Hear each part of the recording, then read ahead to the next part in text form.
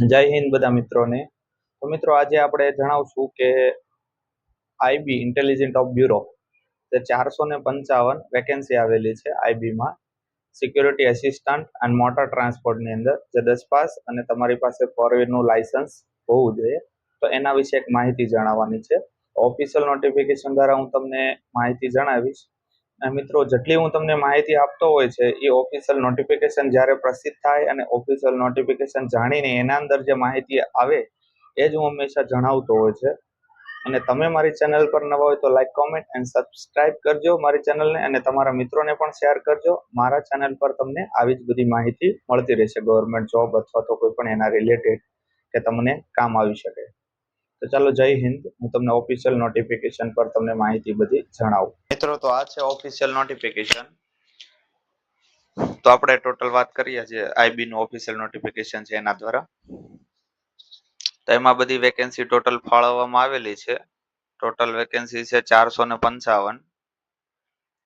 તો ટોટલ આપણે વાત કરીએ તો અમદાવાદની અંદર ટોટલ જનરલની અંદર 4, ઓબીસીમાં 1, એસસી એસટીમાં 1 ઈડબ્લ્યુએસ, અને ટોટલ આપણે અમદાવાદમાં ટોટલ 8 વેકેન્સી ફાળવવામાં આવેલી છે.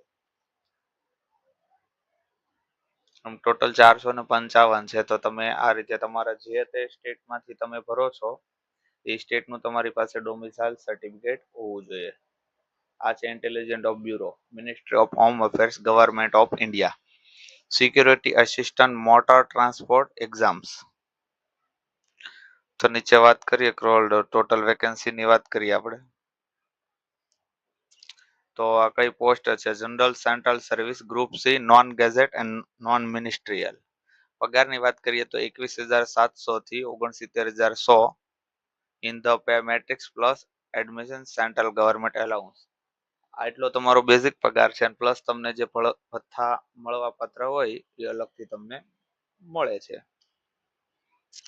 પછી કેટલું ભણતર જોઈએ છે એની વાત કરીએ તો મેક્સિમમ તમારે ઓછામાં ઓછું 10 પાસ અને તમારી પાસે એલએમબી એટલે ફોર વ્હીલ નું લાયસન્સ હોવું જોઈએ, જરૂરી છે. એલએમબી લાયસન્સ, અને લાયસન્સ કઢાવેલા પછી તમારે 1 વર્ષનો અનુભવ, મીન્સ કે નોર્મલી તમને તમારી પાસે અનુભવ હોવો જોઈએ. એ લાયસન્સ કઢાવ્યા પછી 1 વર્ષ તમે તાત્કાલિક લાયસન્સ કઢાવ્યું ને તરત તમે ફોર્મ નથી ભરી શકતા. લાયસન્સ કઢાવ્યા ઇસ્યુ થયા પછીના વર્ષ દિવસ મેક્સિમમ તો તમે ફોર્મ એપ્લાય કરી શકો છો. અને તમને ગાડીમાં થોડી ઘણી માહિતી, થોડી ઘણી રિપેરિંગ કે જે તે આવતું હોય એની માહિતી તમને હોવી જોઈએ કે આ બધા એના ક્રાઇટેરિયા છે. ડિઝાયબલ એટલે લાયસન્સ હોવું જોઈએ, ઓથોરિટી કમ્પ્લીટ, તમારી પાસે વેલિડ લાયસન્સ. અને એજ ક્રાઇટેરિયાની વાત કરીએ તો 18 થી 27 વર્ષ એજ ક્રાઇટેરિયા છે. અને તમને જે તે છૂટ મળવા પાત્ર મળતી હોય ઓબીસી એસસી એસટી ને એ છે. એસસી એસટી માં મેક્સિમમ 5 વર્ષની છૂટ મળવા પાત્ર હોય, તો 27 ને 5 32 વર્ષ, અને ઓબીસી માં 3 વર્ષ એટલે 27 ને 3 30 વર્ષ. તમે ઓબીસી માંથી બિલોંગ કરતા હો તો તમે 30 વર્ષ સુધી ફોર્મ ભરી શકો છો. એક્સ સર્વિસમેન થી અલગ હોય છે, એટલે એક્સ સર્વિસમેન નું જોઈ લેવું નીચે પ્રમાણે. તમે જે સર્વિસ કરેલી હોય એના ઉપર અપડેટ હોય છે. મેક્સિમમ કે 40 વર્ષ ઓબીસી માં લખે છે, એસસી એસટી માં વધારે હોય છે, જે તે જોઈ લેવું. ફોર્મ ભરવાની વાત કરીએ તો 28/9 એ તમારી લાસ્ટ ડેટ છે ફોર્મ ભરવાની.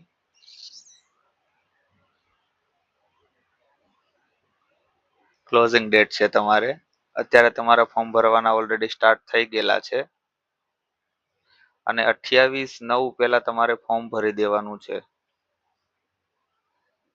અને તમારે ઓનલાઈન એક્ઝામ દેવાની રહેશે, જે 100 માર્કની રહેશે, અને 1 કલાકનો એમાં ટાઈમિંગ રહેશે. તો ઓનલાઈન ઓબ્જેક્ટિવ ટાઈપ એમસીક્યુ ટાઈપની એક્ઝામ રહેશે. 100 ક્વેશ્ચન રહેશે. એમાં જનરલ અવેરનેસ 20 માર્કના રહેશે. Basic transport driving rules tier 1 ની અંદર આ રીતના રહેશે. એટલે બેઝિક ટ્રાન્સપોર્ટ એટલે વ્હીકલના તમે ડ્રાઇવિંગના જે કાંઈ રૂલ્સ આવતા હોય 20 માર્કના એ આવશે. પછી થોડું ઘણું મેથ રીઝનિંગ આવશે, લોજિકલ ને રીઝનિંગ ને મેથ ને એ બધું. પછી 20 માર્ક આ ટોટલ આ રીતના છે, 5-5 વિભાગ પાડેલા છે, અને 100 ક્વેશ્ચન છે, ને 1 કલાકનો તમે એમાં ટાઈમ આપવામાં આવેલો છે.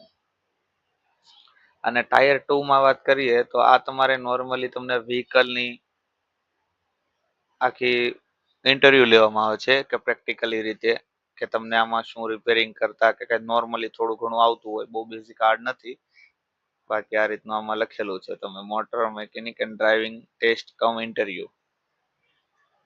એટલે તમને ફોર વ્હીલની કે જે તે તમને ટેસ્ટ લે કદાચ ચલાવવાનું કે આવી કદાચ બેઝિક ટેસ્ટ હોઈ શકે છે.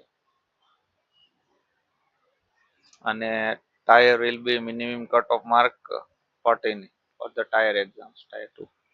એટલે 40% માર્ક તમારે હોવા જોઈએ જે ટાયર 2 ની અંદર એવું કે છે. હવે એક્ઝામ સેન્ટરની વાત કરીએ તો આપણે તો ગુજરાતથી બિલોંગ કરીએ છીએ તો તમે મોસ્ટ ઓફલી ગુજરાતથી બિલોંગ કરો તો મોસ્ટ ઓફલી ગુજરાતના સેન્ટર તમને જણાવી દો ક્યાં ગુજરાતની અંદર અમદાવાદ, ગાંધીનગર, મહેસાણા, રાજકોટ, સુરત આ રીતના સેન્ટર છે. તો તમે આ રીતના અંદરથી સેન્ટર સિલેક્ટ કરીને ભરી શકો છો જે તે ફોર્મની ડેટ હોય છે. નીચે તમને જે મેન ટોપિક હોય છે કવર કરતા હોય છે હંમેશા મારા વિડીયોમાં હું. બાકી પીડીએફ તમને હું મારા ટેલિગ્રામની લિંક મારા વિડીયોના એન્ડમાં આપી દઈશ તો તમને આખી પીડીએફ ત્યાંથી તમે જોઈ શકો છો. બાકી તો આમાં શું હોય કે આખી પીડીએફ તો બહુ મોટી હોય છે. આપણે જે મેન ટોપિક તમારા માટે કામના હોય છે આપણે પોતીને ફાઇન્ડ આઉટ કરતા હોય છે.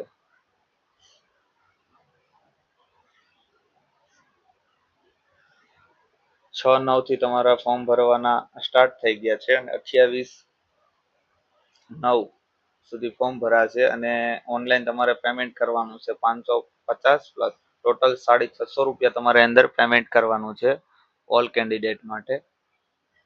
અને આ છે વેબસાઇટ www.mha.gov.in અને www.ns.gov.in.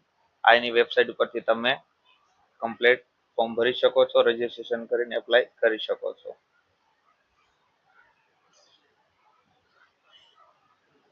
ટોટલ 650 રૂપિયા તમારે મેક્સિમમ ફી ભરવાની છે. જો આ ફીનું કેલ્ક્યુલેશન છે એક્ઝામ ફી.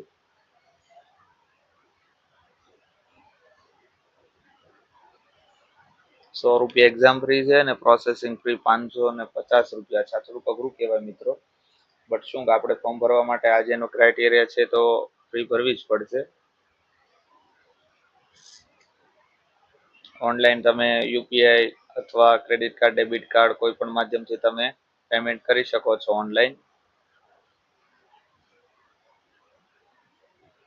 આથી આખી માહિતી ક્લોઝિંગ ડેટ પહેલા તમે મિત્રો જલ્દીથી જલ્દી ફોર્મ ભરી દેવું.